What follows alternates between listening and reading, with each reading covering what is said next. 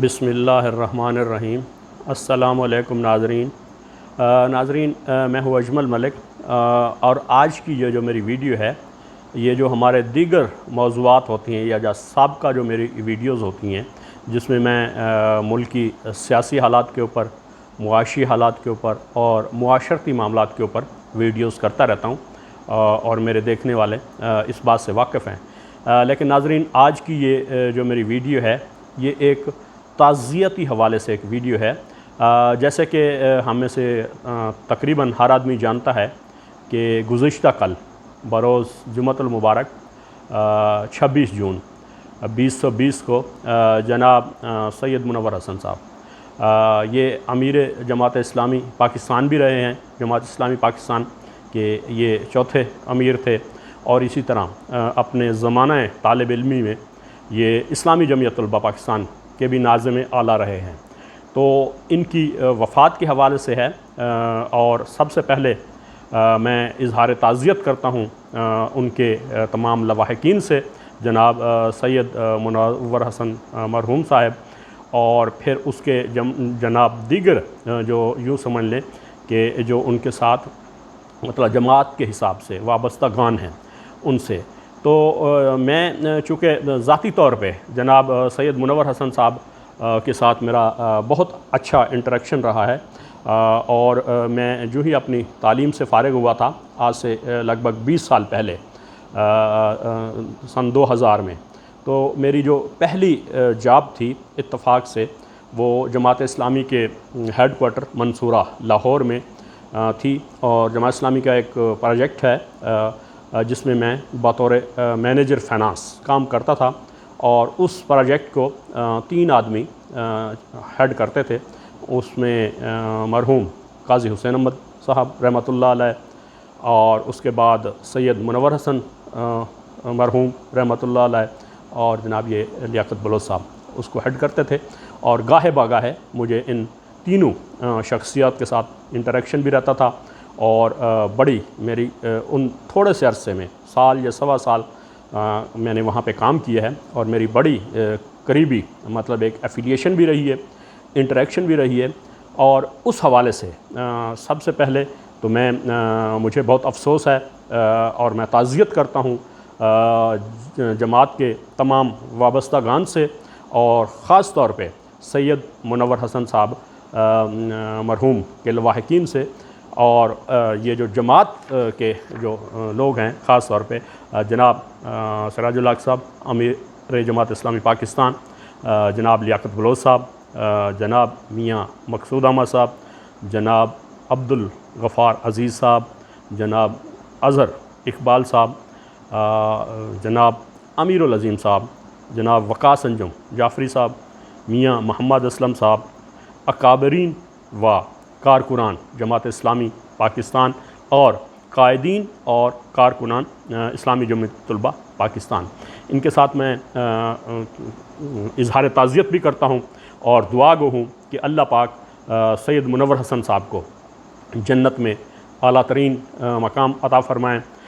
और मैं चंद एक बातें उनकी शेयर करना चाहता हूँ क्योंकि मेरी ज़िंदगी का थोड़ा सा वक्त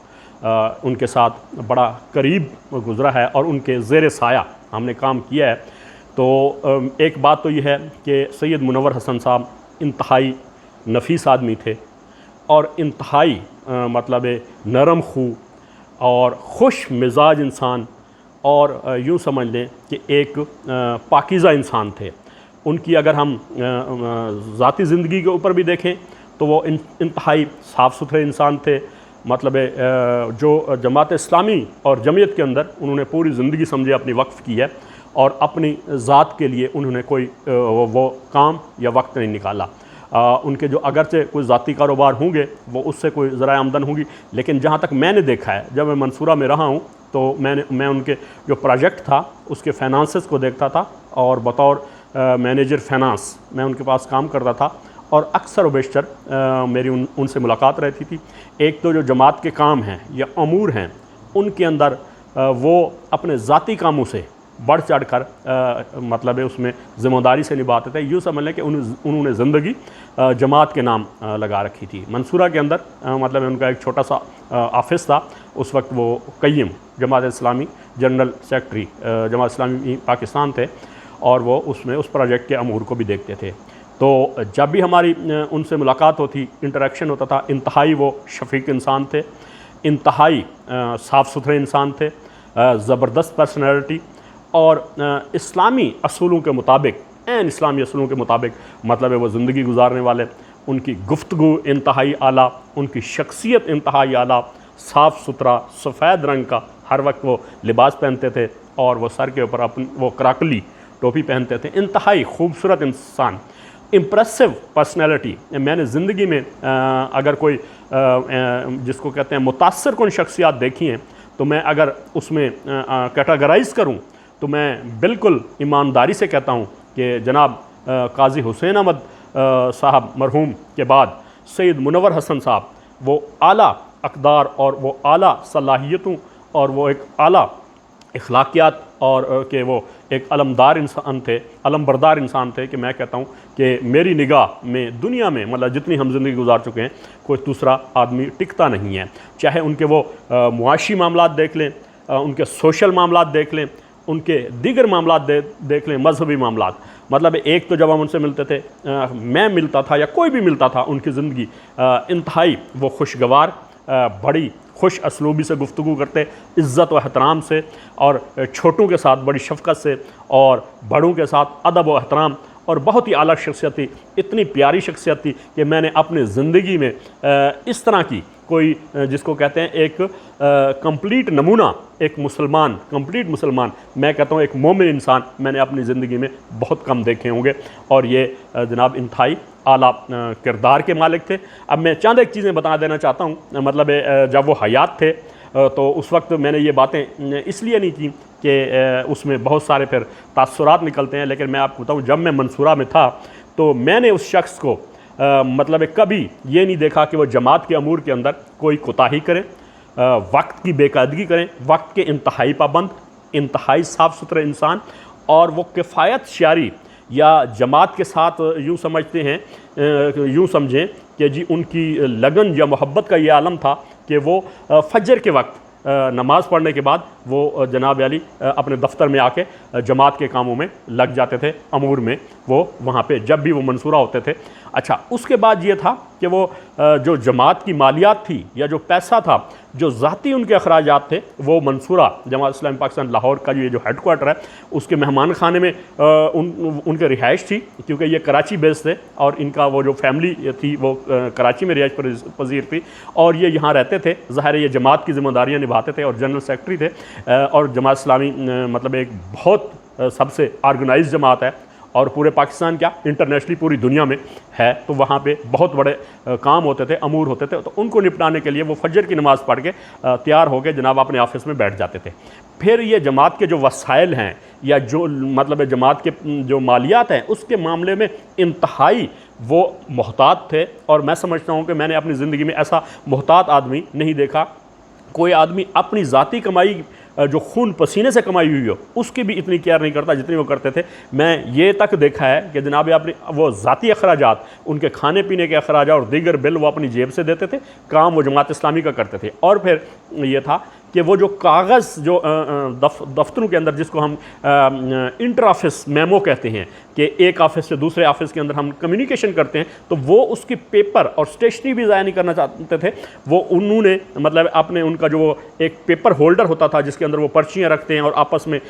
दफ्तरों के अंदर एक दूसरे के साथ कम्युनिकेशन करते हैं, तो वो जो उनके पास खतूत आते थे जमात इस्लामी के लोगों के या दीगर, या फिर वो कागज़ जो एक साइड से इस्तेमाल हुए होते थे, किसी ड्राफ्ट में यूज़ हुए होते थे या किसी, तो वो उसकी एक जो साइड कागज़ की खाली होती थी वो उसको काट के कैंची से वो पर्चियाँ बना के अपने उस पेपर होल्डर में रख लेते थे और उसके ऊपर इंटर ऑफिस जो कम्युनिकेशन होती थी, हमें वो इंस्ट्रक्शन देनी होती थी या जमात के दीगर लोगों को या कहीं, उसके ऊपर लिखते थे इस गर्ज से कि जमात के जो फंड्स हैं, जो पैसे हैं, वो भी मतलब गैर ज़रूरी तौर पर खर्च ना किए जाएँ और ज़ाया ना किए जाएँ। इसके अलावा वो एक एक चीज़ को बड़ी एहतियात से, बड़ी ध्यान से और बड़ी जान फिशानी से वो काम करते थे। यूँ समझ लें कि जमात के अंदर मैं समझता हूँ सैयद मौदूदी रहमतुल्लाह अलैह का ये एक बाग है, एक गुलशन है जमात इस्लामी जिसको मैं कहता हूँ, और उसमें ये एक इंतहाई मतलब शानदार फूल थे जिनकी मैं कहता हूँ कोई खुशबू, इस फूल की खुशबू मतलब जब तक ये जमात इस्लामी कायम है और इनकी जब तक ये इनका निज़ाम मौजूद है, मैं कहता हूँ जब तक ये रहती दुनिया तक उनकी ये खुशबू, जिस तरह सैयद मौदूदी रहमतुल्लाह अलैह की ये एक खुशबू पूरी जमात के अंदर फैली और पूरी बल्कि दुनिया के अंदर, इसी तरह उनकी वो खुशबू आखिर वक्त तक महसूस की जाती रहेगी। मतलब वह इंतहाई आला दर्जे के इंसान, बहुत शफीक इंसान, इंतहाई आजिज़ इंसान थे। और फिर उनकी मैं थोड़ी जो इबादत का मामला था और जिसको कहते हैं लिल्लाहियत, वो उनके अंदर बहुत इतनी, मैंने कभी अपनी ज़िंदगी में मतलब अज़ान हुई होगी हो और वो मस्जिद में मतलब अगर कोई दूसरा आदमी पहुंचता था तो वो सैयद मुनव्वर हसन साहब होते थे। मतलब हम मस्जिद में जाते थे और जब कभी हमें पहली सफ़ में ऐन इमाम के पीछे सैयद मुनव्वर हसन साहब नज़र नहीं आते थे तो हमें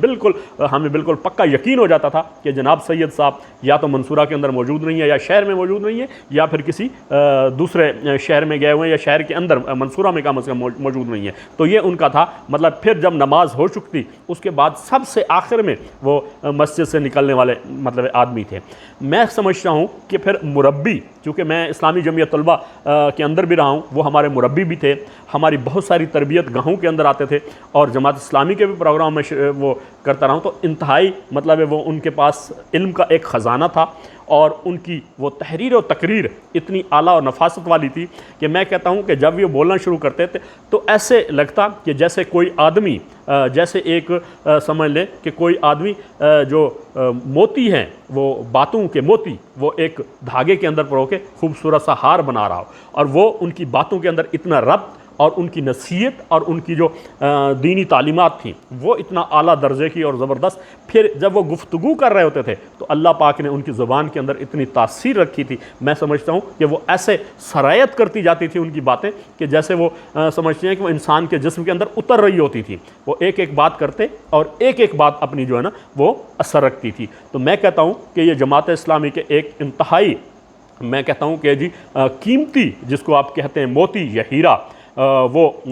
इस दुनिया से चले गए हैं। और मैं कहता हूँ जमात इस्लामी क्या पूरा पाकिस्तान और पूरी दुनिया एक अजीम शख्सियत से महरूम हो गई है। अल्लाह ताला ने उनकी ज़िंदगी, उन्होंने अपनी ऐसी ज़िंदगी गुजारी, बल्कि अल्लाह ताला की मेहरबानी और करम से कि मैं कहता हूँ कि एक ऐन जिसको कहते हैं कि मिसाली ज़िंदगी थी, और आखिर वक्त तक उन्होंने अपनी पूरी ज़िंदगी जमात के लिए वक्फ कर रखी थी। तो जमात इस्लामी के लिए भी एक बहुत बड़ा मैं समझता हूँ कि ये एक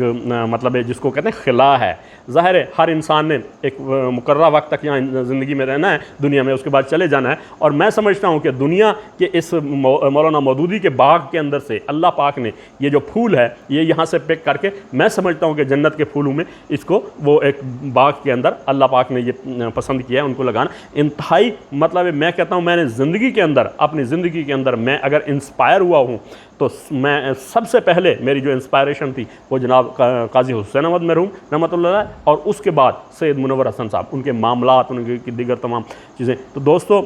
अल्लाह पाक से दुआ है कि अल्लाह पाक हमें भी जनाब सैयद मुनव्वर हसन साहब की ज़िंदगी जिस तरह उन्होंने गुजारी है ऐन इस्लामी, और आका मोहम्मद सल्लल्लाहु अलैहि वसल्लम के वो जो तकलीद करके उनकी पैरवी करके गुजारी है, अल्लाह ताला हमें भी तौफीक दे कि हम भी उस तरह की ज़िंदगी गुजारें और हम जनाब अली सैयद मुनव्वर हसन साहब मरहूम के लवाहिकीन, जमात इस्लामी के कारकुनान और उनके अकाबरीन और उनके रहनुमा और इस्लामी जमियत तलबा पाकिस्तान के जो अकाबरीन हैं और उनके कारकुनान हैं, हम उनके दुख के अंदर बराबर के शरीक हैं। अल्लाह पाक हमें तौफीक दे कि हम अपनी ज़िंदगी को ऐन इस्लामी तौर तरीक़ों से गुजारने की हमें अल्लाह पाक तौफीक दे। दोस्तों मिलेंगे इंशाल्लाह नेक्स्ट वीडियो में। अस्सलामु अलैकुम व रहमतुल्लाहि व बरकातुहू।